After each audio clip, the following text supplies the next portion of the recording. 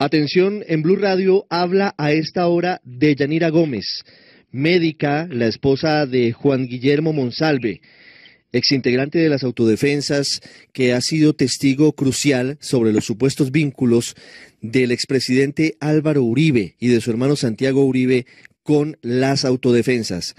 Es la primera vez que Deyanira Gómez habla con un medio de comunicación. Lo hace con Blue Radio desde el exilio. Doña Deyanira, buenas tardes. Muy buenas tardes, Ricardo. Muy buenas tardes a todos los integrantes de la mesa de trabajo de Blue Radio. ¿Cómo está usted? ¿Cómo está su familia hoy en el exilio?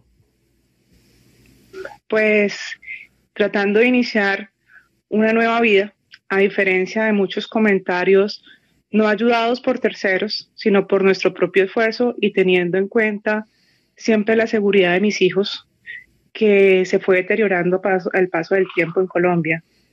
Sí, ¿usted por qué se exilió? ¿Por qué salió de Colombia? Ricardo, es muy fácil. Nosotros con Juan tenemos una relación de tiempo.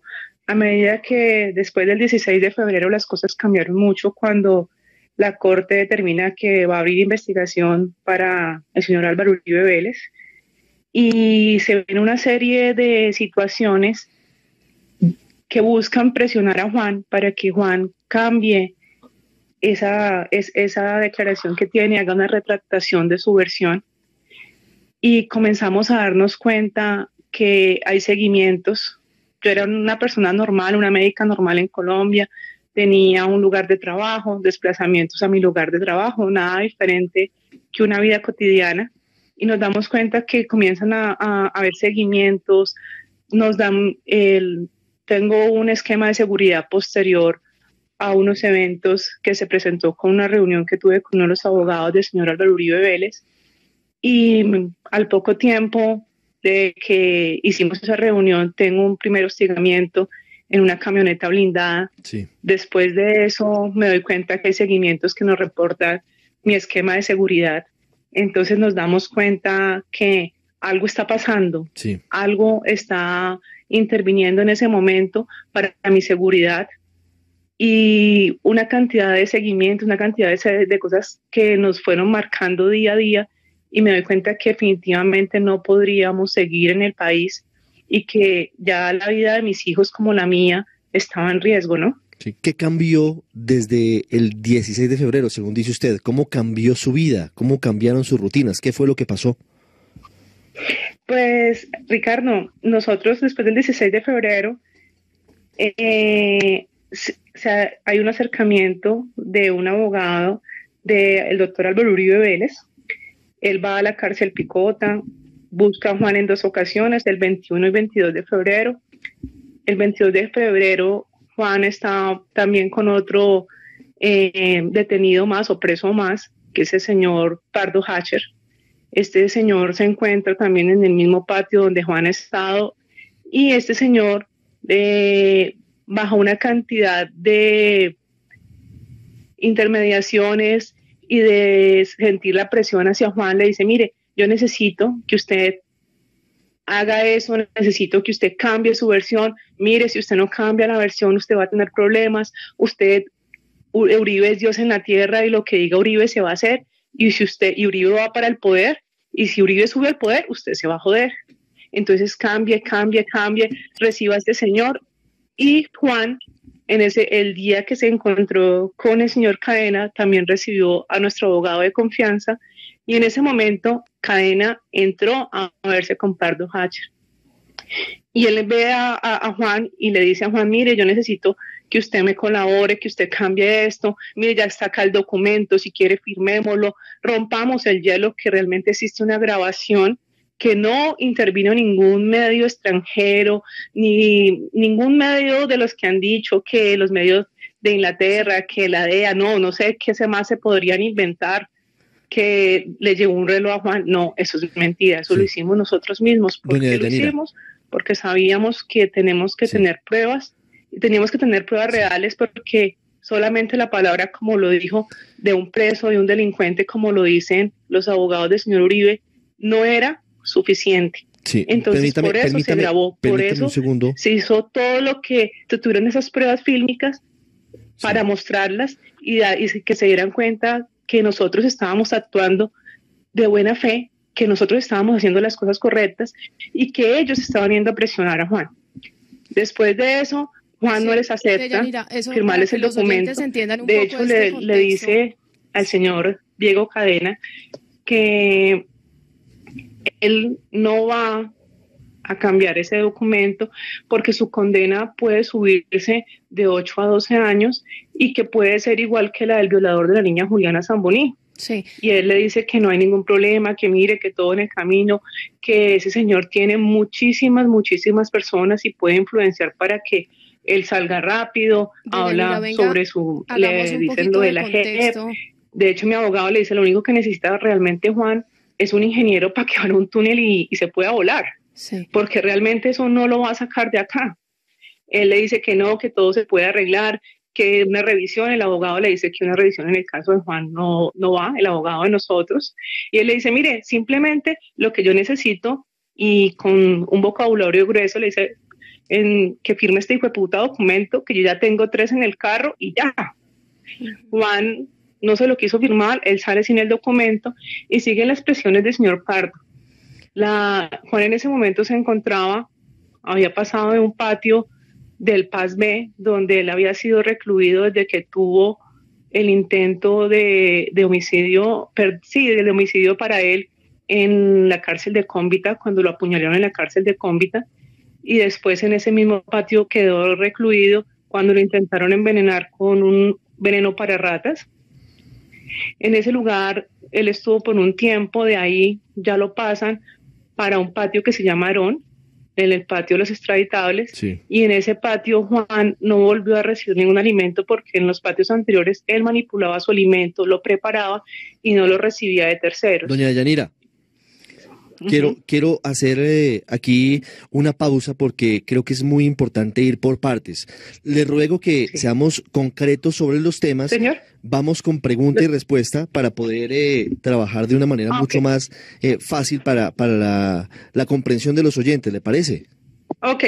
Silvia. Sí, Deyanira, le iba a preguntar justamente por esa primera vez que usted tiene el acercamiento con el abogado del expresidente Uribe, Diego Cadena. Sabemos en esa reunión que usted relata que Monsalve decide no firmarle el documento a Cadena de retractación de su testimonio. Luego, el abogado Cadena la busca a usted. ¿Cuál es ese primer acercamiento y cómo es? ¿En qué sector de la capital? Bueno, ellos le piden, como digo, le piden a Juan que haga el documento. Hace un documento en presencia del señor Hatcher. El domingo anterior a la entrega del documento que yo hice a la corte, nos reunimos con Juan en la visita del fin del domingo. Él me entrega la carta y se hace una nota al pie de página sobre por qué se hizo el documento y cómo exigieron que se hiciera el documento y quiénes pidieron que se hiciera el documento. Entonces, el señor Diego Cadena ya había hablado y Pardo Hatcher de que apenas estuviera el documento radicado en la versión que lo habían visto ellos, sin que se colocara la nota al pie de página, ese documento se radicara y yo lo llamara para que le hiciera la entrega del documento, nos pusiéramos de acuerdo, le hiciera la entrega del documento y con eso ellos pudieran pues hacerlo público ante los medios. Doña Deyanira, sobre ese punto, no me queda claro por qué decide Juan Guillermo Monsalve, su esposo, firmar el documento. ¿Por qué primero, digamos que acepta lo que le piden, según su versión, Diego Cadena y Enrique Pardo Hash, y luego de la reunión con usted de la visita del domingo en la cárcel, deciden ponerle una nota abajo donde dicen que eso lo hacen por presión de esas personas? ¿Qué cambió? ¿Por qué primero había accedido a firmar la declaración y luego le ponen ese asterisco o esa letra pequeña? Mira, Ricardo, él no accedió en ningún momento a cambiar su versión y eso sí es claro. Lo que pasa es que siguiendo toda la línea de los ofrecimientos que llevaba este señor hacia Juan, de hecho ya se había informado a la Corte Suprema de lo que ellos estaban buscando. Yo misma había llevado los audios y los videos con que los señores de la Corte Suprema se estaban evidenciando que los ofrecimientos que tenía. Se hizo el documento porque el señor Pardo Hatcher le dijo, mire, hay que hacerlo y hay que entregarlo. Y de hecho existe una grabación donde se ve cómo él le va diciendo, mire, hay que colocarle esto, no le coloque eso, hágalo muy simple, como si lo hubiera hecho usted, no le coloque tanta cosa que después se va aclarando, ¿cierto? Entonces se hizo esa parte inicial en presencia, o la hizo mi esposo en presencia del señor Pardo, pero en presencia del señor Pardo no le podía colocar, ¿cierto?, la observación. ¿Y por qué lo hizo? Para que se tuviera claro y para que se evidenciara que realmente sí existe una presión hacia los testigos por parte del señor Álvaro Uribe, que sí existe una presión a los testigos por parte de los abogados que van y los visitan, que sí existe una búsqueda activa de testigos que quieren que cambien versiones. Doña Deyanira, volviendo a la historia, ¿cómo se da luego la reunión? Porque íbamos en la firma del documento, usted se encuentra el domingo con su esposo en la cárcel La Picota con Juan Guillermo Monsalve, le ponen el asterisco, como se diría popularmente, donde dicen que esto es firmado bajo presión. ¿Cómo es la reunión con Cadena? Bueno, yo lo llamo el lunes en la tarde, no recuerdo exactamente la hora, y le digo que habla con la esposa de Juan Monsalve, y me dice, ay, sí, yo necesito reunirme con usted para recibir el documento, ya lo radico. Yo le dije, no lo he radicado, le di una excusa, le dije que tenía que una de mis hijas estaba enferma y que no me podía reunir con él. Él me dice, sí, es importantísimo que nos reunamos, me dice, si quiere nos reunimos en su apartamento, en el apartamento de él, perdón, y yo le dije, en el momento no puedo. Me dijo, es que necesitamos reunirnos porque él tenía un viaje a Cali, y yo le digo, no, mire, realmente yo quiero que usted me explique qué es el contexto del documento, yo no lo tengo muy claro. Yo ya había escuchado el video completo de la reunión con ellos y con mi esposo y con el señor Cadena o el abogado Cadena en la cárcel. Entonces yo sabía cómo era el contexto de lo que le había planteado a Juan. Entonces yo le dije, miren, no me quedó claro el documento que ustedes le pidieron a mi esposo que hiciera, ya lo tengo acá, pero necesito que nos reunamos antes, y si usted me convence, prácticamente yo con el mayor gusto lo radico y se lo entrego. Él me dice, él se torna muy, muy exaltado y me dice, mire, es que nosotros no le dijimos que hiciera nada, tiene que tener mucho cuidado, eso puede simplemente cambiar las cosas, nosotros no podemos hacer que la Corte piense que nosotros estamos como influenciando eso. Entonces nosotros simplemente le dije, no, pues no hay ningún problema, nos reunimos y usted me explica detalladamente y pues me convence ya. No nos reunimos ese día, él me dijo que tenía después un viaje a Cali y ahí se fue postergando y me dijo que entonces ¿cómo hacíamos? Que si esa tarde o que le dijera. Yo le dije, no, cuando venga de Cali no hay ningún problema, yo no tengo afán, nos reunimos cuando venga de Cali. Yo todo esto lo informé a la Corte y yo decidí que debíamos grabar esta reunión. Sí. ¿Usted en ese momento, Deyanira, usted en ese momento ya era testigo de la Corte? Yo en ese momento no era testigo de la Corte. Es decir, cuando Cadena, después de esa reunión, Cadena se comunica con el expresidente Uribe y le dice que hay unos movimientos extraños en esa reunión, que hay personas extrañas en esa cafetería donde usted se reúne con él. Ahí no había, digamos, ningún agente encubierto que estuviera ya revisando ese proceso. No, en ese momento no había gente encubierta. De hecho, yo me equivoqué de cafetería. Para que hubieran hecho un seguimiento la fiscalía o algo, yo me equivoqué de cafetería. Le dije, él me dijo, encontrémonos en un Dunkin' Donuts cerca a la Corte. Cerca a la Corte hay uno, yo me fui al de la 7ª con 21 y yo llegué y me senté. Yo le dije, mire, estoy en el Dunkin' Donuts de la 7ª con 21, y me dice, ¿cómo así? Yo estoy llegando al de la Corte. Entonces él llegó con sus 3 escoltas a ese sitio.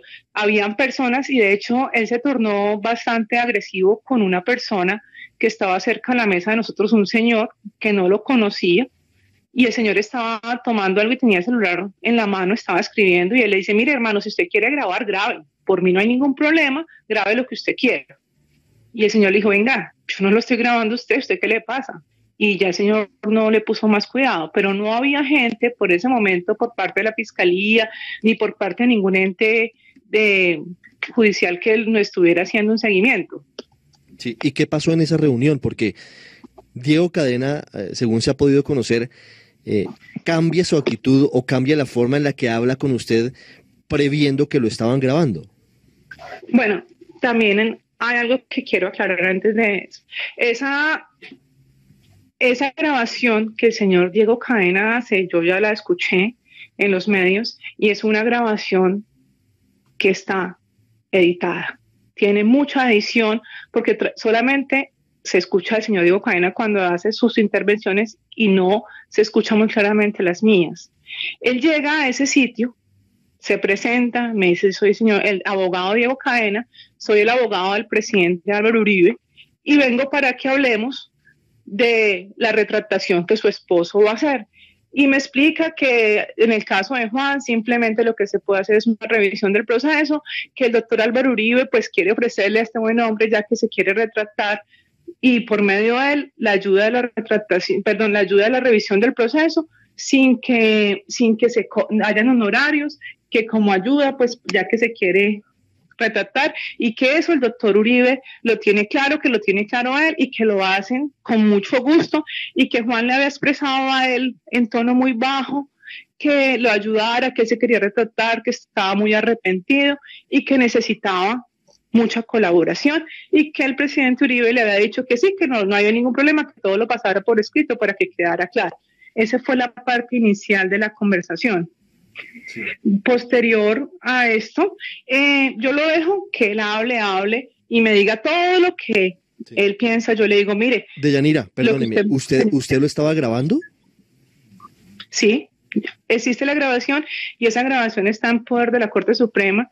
No es una grabación es una grabación sin ninguna edición y están cosas y están los audios muy claros donde está toda la reunión, no solamente como él la grabó, que existe por partes y solamente se escucha la parte de él. Deyanira, entonces, ¿qué sucede después? ¿Por qué la reunión termina mal? ¿Usted qué le dice a Diego Cadena frente a la retractación que supuestamente iba a hacer su esposo Juan Guillermo Monsalve? No, yo le digo simplemente, mire, lo que usted me está diciendo no es lo mismo que usted le dijo a mi esposo en la cárcel Picota. Que ¿cómo así? Yo le dije, mire, mi esposo le dijo que eso le podía subir la condena de 8 a 12 años y que podía tener la misma condena del violador de Juliana Zamboní. Sí. Usted le dijo que la JEP, usted le dijo que le colocaban los abogados, usted le dijo que movían influencias para que él no estuviera preso. Entonces, no, nosotros no dijimos eso. Le dije, sí, lo dijeron, porque usted lo dijo en presencia de mi abogado y en presencia de mi esposo. Él no sabía que habían sido grabados. Yo le dije, en presencia de mi abogado y mi esposo, los dos vieron la misma versión y creo en los dos. A pesar de creer en mi esposo, en el abogado, también lo escuché en los audios que circulan de la grabación por los medios, ¿cierto? Entonces comenzamos a hablar, él me dice, no, ¿cómo así? Es que usted me está cambiando las reglas del juego. Le dije, no. Usted le propone una cosa a mi esposo, hoy dice otra. Entonces, y además usted me dijo, no, es que yo se lo puedo ir a sostener a Monsalve porque Monsalve no me da miedo. Yo puedo ir a decírselo en la cara que simplemente lo que usted me está diciendo no es la verdad. Y yo le dije, mire, nosotros tampoco le tenemos miedo, no le tenemos miedo ni a usted ni al presidente Álvaro Uribe, ni al expresidente Álvaro Uribe. Entonces él me dice, o sea que yo vine a perder mi tiempo. Yo le dije, realmente sí. Y le dije, y eso no quedó en la grabación que el señor Diego Cadena transmitió en los medios, donde le digo, quiero que quede claro que mi esposo no lo mandó a llamar a usted, no lo mandó a buscar, no le pidió plata, no le pidió nada a cambio, sí. Y me dice, sí, es verdad. Sí. Eso está en la grabación que la Corte Suprema tiene en este momento de mi reunión. Lo que dice Diego Cadena y lo que dice la defensa del expresidente Uribe es justamente eso, todo lo contrario, que quien empieza a buscar a Álvaro Hernán Prada y al abogado Diego Cadena para retractarse de sus versiones es su esposo, Juan Guillermo Monsalve. Yo le hago hago como un tren de duda en este momento. Primero, si Juan se hubiera querido retractar, simplemente hubiera mandado una carta a la Corte Suprema, hubiera mandado al abogado y se hubiera acabado esto. Segundo, Juan, ¿qué les pidió a cambio? Absolutamente nada. Tercero, existen las evidencias de que ellos van, lo buscan, que varias veces el señor Diego Cadena va y lo busca. Él dice que entró porque Juan lo mandó llamar. Yo le dije, ¿cómo lo mandó llamar Juan? Me dice, no, es que el señor Pardo Hacher por Vicky Jaramillo fue el que nos mandó a buscar. Yo le hago una pregunta, ¿quién es el señor Pardo Hacher? porque es una persona del jet set social de Colombia, entonces no es un delincuente, es un delincuente porque es un secuestrador y tiene una muerte encima. Entonces, este señor lo que hace en ese momento supuestamente es mandar a buscar a Vicky Jaramillo para que Juan pudiera tener una relación directa con un abogado de Uribe. Sí. Yo quiero que alguien de ellos diga, mire, acá está la voz de Juan Monsalve diciendo, venga, búsquenme al abogado, búsquenme al presidente Uribe. Vea, aquí está, no existe. Dígame con quién lo mandó a buscar. Deyanira, y ya digamos, para concluir esa reunión con Cadena, ¿en qué termina? Después de esa reunión que terminan en malos términos, usted sale de esa cafetería y ¿en qué cambia su vida? No, pues, bueno, salimos de esa cafetería y él se torna muy ofuscado. Y me dice, o sea, que yo vine a perder mi tiempo. Y yo le dije, pues, doctor, si usted vino a perder su tiempo, yo también vine a perder mi tiempo. Y pues yo considero que lo que usted me estaba diciendo no es lo mismo que usted dijo en la cárcel, o sea, que no estamos hablando el mismo idioma. Yo considero que esta carta que yo tengo aquí, él nunca vio la carta, porque nunca se la mostré. Dijo, esta carta no va. Entonces me paré del sitio, le di la mano, me despedí y me fui. Esa grabación llegó a la Corte Suprema, la que yo había hecho, llegó a la Corte Suprema de Justicia sin ningún cambio. De ahí por allá, entonces se comienzan a ver los seguimientos de personas, de motos. Yo me desplazaba sola a mi trabajo en mi vehículo, entonces me comienzo a dar cuenta de eso, le informo a la Corte Suprema, ellos solicitan en ese momento, como yo ya había tenido reunión con el señor Cadena y hago parte en ese momento, no anterior, como testigo, que debía tener unas medidas de protección, piden un esquema de seguridad a la Unidad Nacional de Protección. Ese esquema de seguridad se compone de un carro blindado, 2 escoltas y chaleco. Entonces, en ese momento, comienzo a hacer todo mi trabajo normal, me sigo desplazando a mi trabajo con mis escoltas. Estamos hablando que en un desplazamiento hacia mi trabajo, a una hora muy temprano, nos encuentra una moto, que eso fue el 27 de abril, nos encuentra una moto sin placas, el conductor sin forma de identificar, los escoltas no lo habían cerrado, iban a un paso normal, iban con exceso de velocidad, nunca tuvieron ningún encuentro con este motociclista pensando que pudo haber sido un incidente de tránsito. Esa persona se acerca, golpea el vidrio del pasajero del lado derecho, muy duro, y la moto emprende la huida, sin placas y sin ningún tipo de observación para identificarla. Ellos inmediatamente cambian de ruta, llegamos a la oficina, yo informo, hacemos el informe y se pasa a la Unidad Nacional de Protección para que haga su respectiva verificación. Exactamente 2 o 3 días después yo tengo el tercer escolta en mi esquema de seguridad. Entonces, yo me doy cuenta que ya cuando salíamos se pasaron los informes, teníamos seguimiento de una moto Pulsar negra que iba casi desde mi lugar de trabajo, seguimiento a la casa, encontramos en 2 ocasiones al mismo indigente en la entrada de mi casa, lo quitó la policía, lo quitaron los escoltas y él se devolvía nuevamente y él no era un indigente como pensando que era un habitante de calle más, era una persona diferente. Sí, ¿cómo saben ustedes, Deyanira, que ese no era un habitante de la calle, sino alguien que los estaba siguiendo o que la estaba siguiendo a usted? Yo en el lugar de mi residencia, yo ya llevo 8 años y los habitantes de calle que pasan son habitantes circulantes, van muchas veces por el material de reciclaje y se van. Este señor amanecía acostado en la puerta, casi al lado de la puerta de mi casa. Aparte, cuando yo le informo a mis escoltas, en una ocasión lo retiran y se porta muy ofuscado. Lo sacan casi del barrio donde era mi residencia.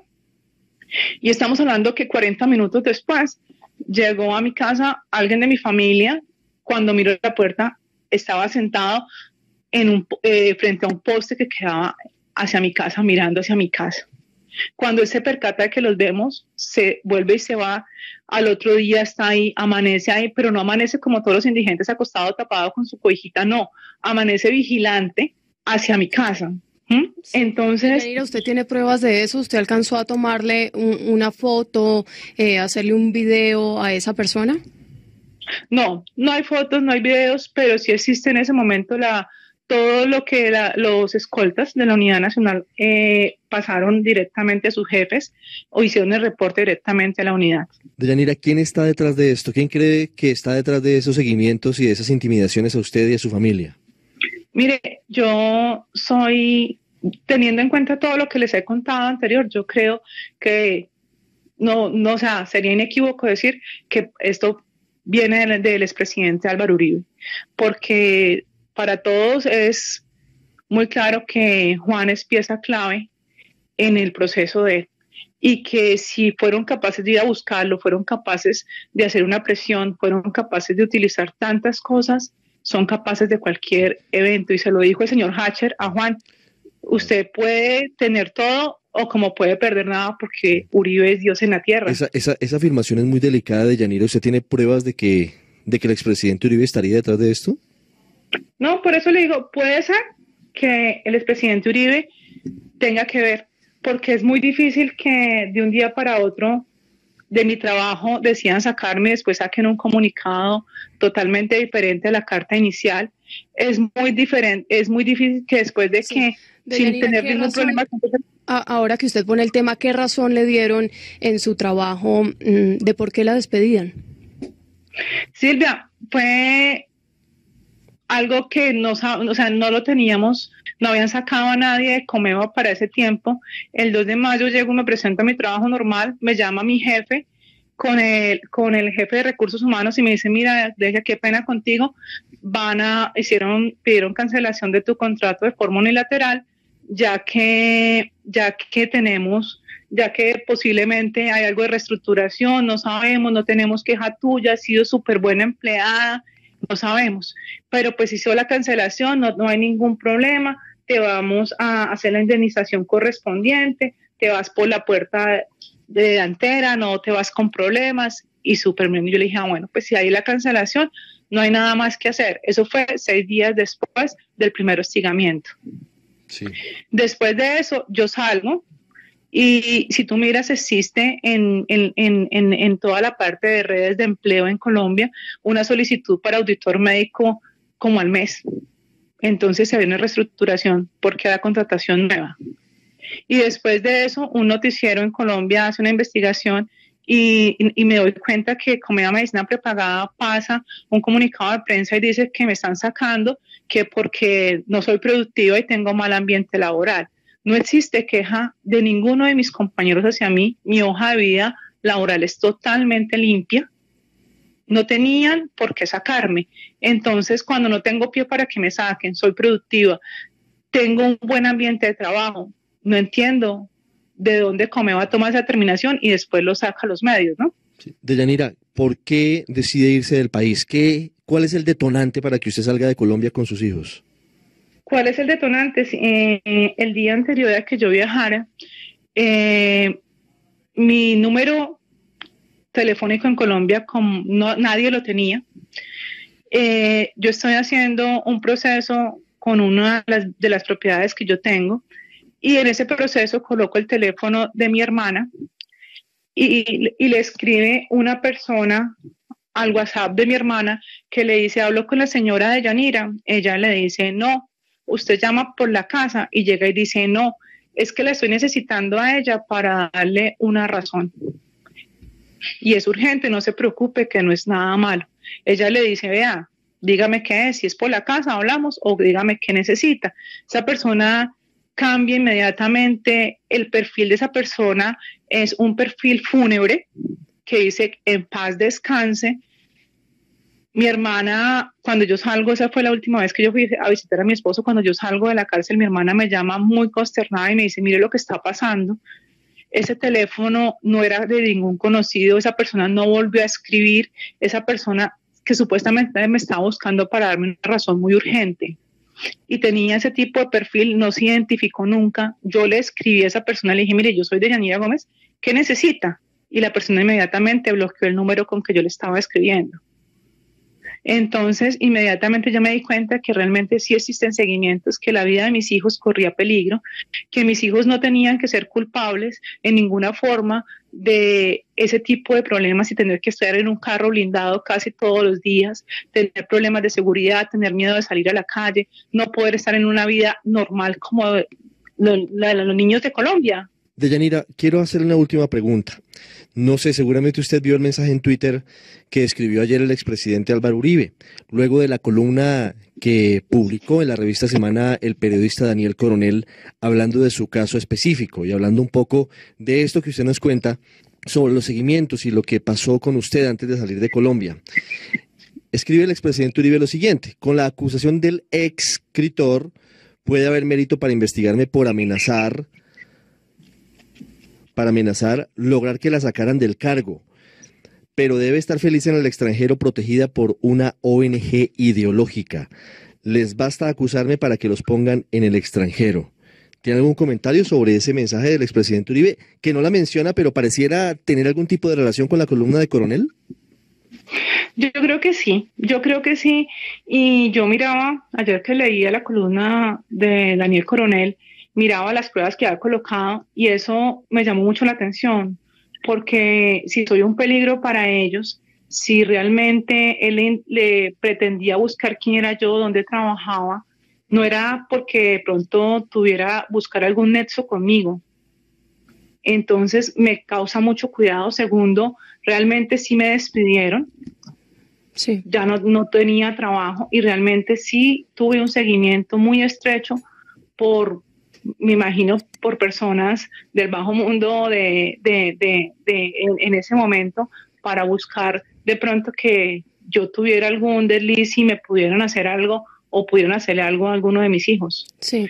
Y si él lo aceptó, mire que a pesar en ese comentario, él dice, la sacaron del trabajo y si fui víctima de exilio, sí, total. Y que esté mantenida por una ONG en otro país, nunca. Gracias a Dios, no. Porque gracias a Dios salí con mis recursos. Sí tuvimos, lógicamente, toda una parte de estudio por entes internacionales, donde se buscó que mi caso fuera valorado y nos ayudara, pero no pertenecemos y gracias a Dios no hemos recibido ningún dinero de nadie, si él lo quiso decir, ni de ninguna ONG para estar donde estamos. Deyanira, ¿ni de la justicia colombiana?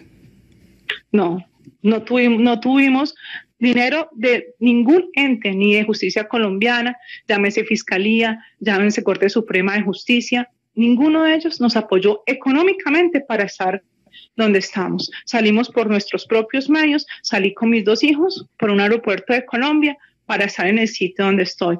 Y como mucha gente piensa que posiblemente yo estoy en un paraíso fiscal, estoy relajadísima, no. Tengo 2 hijos que sufrieron todo esa parte tan dura de sentirse perseguidos, esa parte tan dura de levantarse con el miedo de que tuvieras que morirte ese día. Esa es la parte que la gente que sigue al señor Uribe no ha valorado, que mis hijos dejaron de tener una vida como niños normales para convertirse en los niños simplemente de una pecera que era un carro blindado para ellos.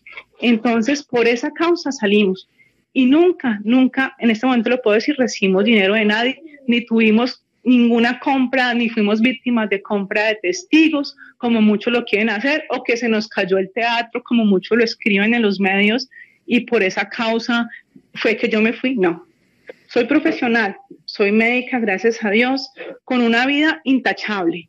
Entonces no tengo por qué esconderme, no tenía por qué irme, por qué inventarme algo así, porque no soy una persona que le estuviéramos pidiendo nada al Estado, ni le estábamos pidiendo nada, ni siquiera hicimos una solicitud monetaria al expresidente Uribe para que mi esposo cambiara su versión. Deyanira Gómez desde el exilio, la esposa del ex paramilitar Juan Guillermo Monsalve. Doña Deyanira, muchas gracias. No, muchas gracias a usted, Ricardo, Silvia, y a la mesa de trabajo. Tal vez una pregunta final muy breve y excúseme si estoy invadiendo terrenos personales. ¿Cómo termina usted siendo la pareja de Juan Guillermo Monsalve, un ex paramilitar, siendo usted una médica? Ricardo, yo trabajé en mi proceso laboral, trabajé también para las cárceles, trabajé para muchas cárceles, incluida Buen Pastor, Picota, y modelo por modelo, fui médica casi 4 años. En ese proceso, encontrándome ya hace casi 8 años, conocí a Juan. Lo conocí no como un preso más, sino como un ser humano, porque todas las personas que me conocen, tanto incluidos como presos, saben que mi parte humana es para mí lo más importante. En ese momento lo conocí al ser humano, conocí a una persona muy bien, no ni siquiera por dinero, sino una persona con una transparencia, una humanización para su familia, para todo su entorno, colaborador, y de esa parte me enamoré. Y lo puedo decir hoy en día, después de 8 años de tener mi vida y que comenzar de cero, que sigo enamorada de ese hombre. ¿Por qué? Porque es una persona que no se deja comprar por un Estado, que no se deja comprar, que no se deja que por presiones cambien sus principios. Es una persona con principios para sus hijos, para su familia. Y para mí, me parece una persona que, a pesar de haber cometido errores, es una persona correcta. Como dicen los abogados de Uribe, es un delincuente más, es un delincuente más para ellos. Y si hablamos de delincuentes, muchos deberían estar presos también. Deyanira, muchas gracias. No, gracias.